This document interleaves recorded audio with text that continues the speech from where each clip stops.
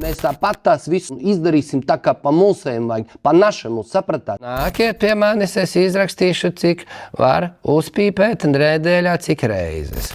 Stopkrāns ir norauts.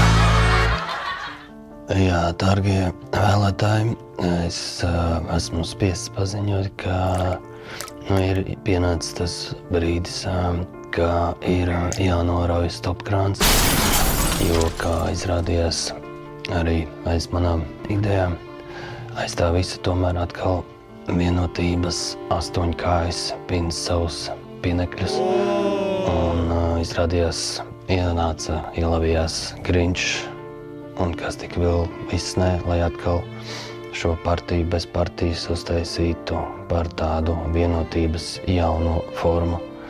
Un es sapratu, ka ja tas tā viss ir un ka es nevaru būt es galvenais un ka es esmu tur iekšā, tad vienotības labā es nekalpošu.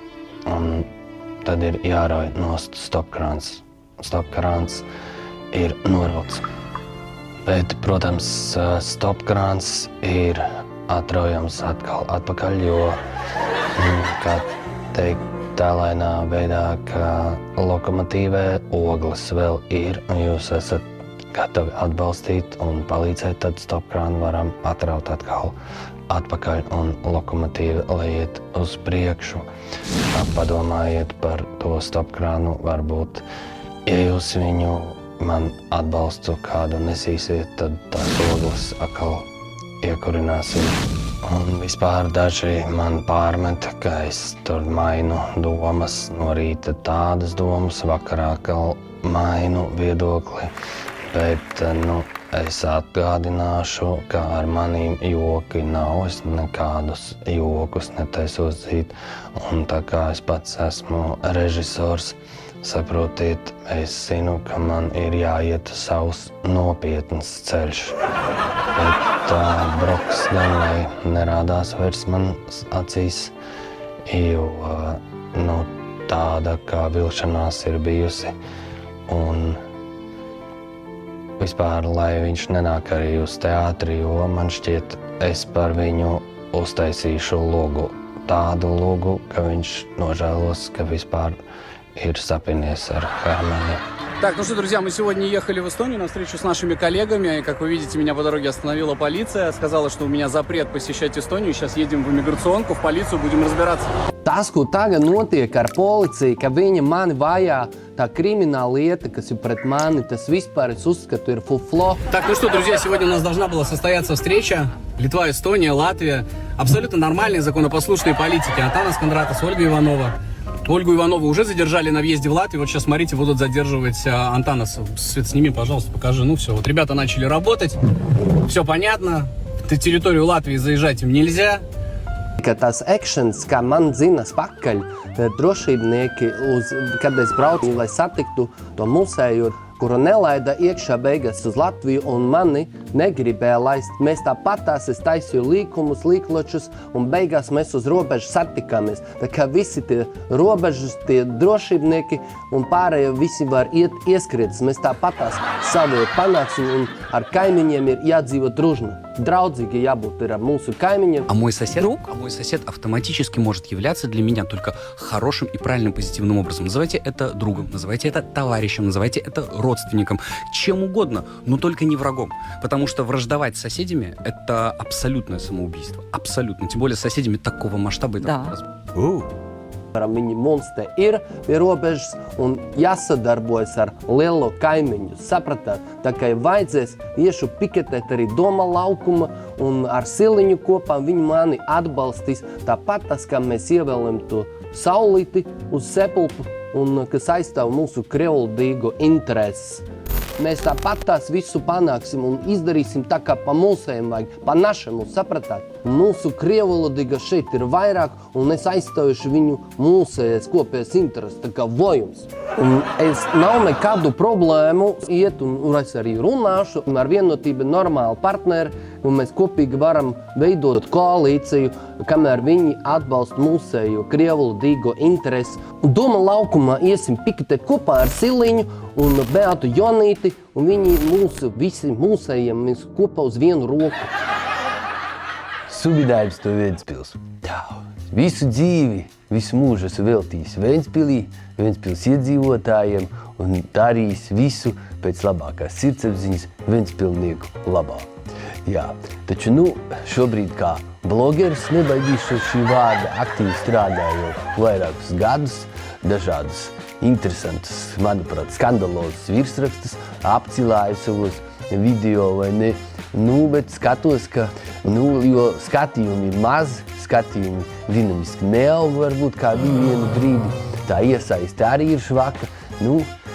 Savs laiks laikam ir izsmelts, es nezinu, droši vien, ka jāsāk domāt par to, ka jāiet ir pensijā. Jā, un saprotiet, tagad tas ZZS, lai pamēģina viņu bez manis iztikt, paskatīsimies, kā viņi tur, kā vārdas no putras kārpīsies ārā, jā. Bez manis jau diez, kas viņiem tur neies, manuprāt. Tad paši lieli, paši gudri, vai ne, bez manīm grib tikt galā, lai jau viņiem veicās. Es tagad skaitos, ka neesmu vairs aktuāls, ja tos video neskatās, ir štruns ar viņu, tagad tā kā šķēle aizgāja toreiz un uzrakstīja grāmatu pa kurmiem, tad es arī tagad izštukoju, paņemšu un uzrakstīšu grāmatu pa puzes nozveju, par to, kā pludiņš tur pareizi jāiesien un visādus tādus praktiskos padomus, ja. Tā kā, paskatīsimies. Un grāmatu vēl uztaisīs pa bestselleru, un jūs visi varēsiet ieskrieties. Labdien! Mans vārds ir Anatolijas, uzvārds Danilants. Un jaunajā zirga gadā es gribu novēlēt, ziniet, visi ņēmās ar tām apņemšanām, vai ne kaut ko uzreiz sākt ar sportu, tur nomest smēķēšanu, nomest alkoholu. Es gan gribētu teikt šoreiz pretējo. Varbūt tie, kas galīgi bijuši tādi atturībnieki šajā gadā, tad un it sevišķi tiem, kam ir ar spiedienu problēmas un asinsvadu paplašinājumi padaudz, nākiet pie manis, es izrakstīšu, cik var uzpīpēt nedēļā, cik reizes. Protams, ne jau kaut kādas sintētiskās ar nezināmiem šķidriem dūmiem, bet dabiskās augu izcelsmes pīpes es izrakstīšu, un pīpēšana arī tur asinsvadiņus pašaurinās. Protams, ka tā nav nekādā panacēja, tas nav viss atrisināts, tikai tas, ka nesakiet pēc tam, ka Danilāns ir pateicis, ka jāpīpē un viss būs atrisināts. Nav, mīļie, visas tās zāles, kas jums citas arī ir, tās ir joprojām jālieto, bet klāt arī var drusiņu uzpīpēt, ne jau daudz, bet tik cik gribās nedēļā pāris reizes. Es jums tad izrakstīšu. Tas patiecas arī uz alkoholu. Alkohols taču, kā zinām, stiprina sirdis un aknas, jā. Bet, protams, tas ir arī bīstams padoms, taču nāciet pie manis un es izrakstīšu, cik arī, protams, dabiskas izcelsmes alkohola produktu uzlējumu, dažādu mārutku šņābju uzlējumi ar medutiņu klāt un dabīgos uzlējumus, protams, pareizās devās, tā kā jaunajā gadā tas jums kā apņemšanās un stiprināt veselību, stiprināt sirds, asinsvadu, sirdsdarbību, stiprināt un nostiprināt. Tie visi šie ir zinātnē balstīti jaunākie darbi. Tā kā, lai jums jaudīgs un ir galvu riebinošs jaunais trakā zirga gads. Labdien, cienījamie tautieši! Gads ir atkal noslēdzies, un tas ir bijis pārsteigumiem un dažādiem raibiem notikumiem pilns, gan politikā, gan arī sportā. Reizēm politika no sporta ir grūti atraut, taču par spīti tam mums visiem latviešiem es jaunajā gadā novēlu stipru veselību, sportisko gadu un sportiskos jaunus mērķus arī privātajā dzīvē.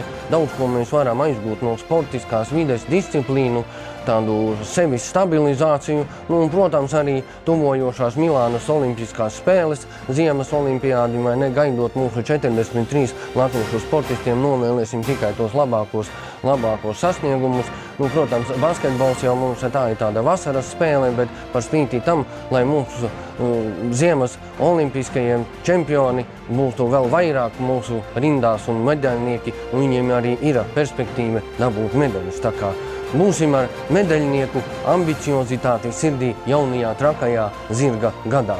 Un neaizmirstiet arī ieraut jauno gadu sagaidot.